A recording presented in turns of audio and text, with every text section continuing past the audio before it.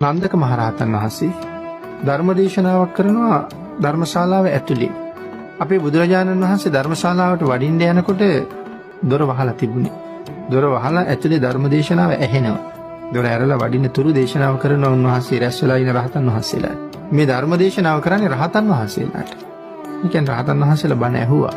රහත් නොවිච්ච භික්ෂුන් වහන්සේලාත් එතන හිටියා. බුදුරජාණන් වහන්සේ දේශනාවට බාධා කරන්නේ නැහැ. දොර ගාව හිටගෙන ඉන්නවා. භාග්‍යතුන් වහන්සේ නොවැඩිය නිසා ධර්මදේශනාව එළි වෙනකම්ම කරනවා. බුදුරජාණන් වහන්සේ එළි වෙනකම්ම හිටගෙන ඉන්නවා.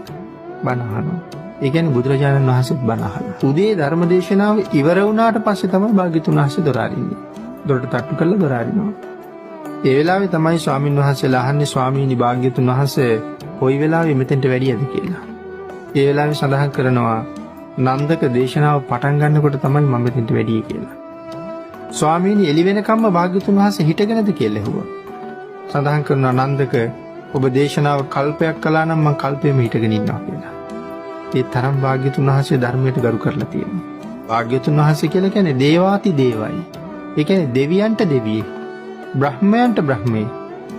දේවාති දේව වූ බ්‍රහ්මාති බ්‍රහ්ම වූ භාග්‍යතුන් වහන්සේ ධර්මයට ගරු කළා නම් මේ දෙවිවරු ධර්මයට ගරු කරනවා සීලයට ගරු කරනවා කියන එක පිළිබඳව අපිට කතා කරන්න දෙයක් ඇත්තෙම නැහැ.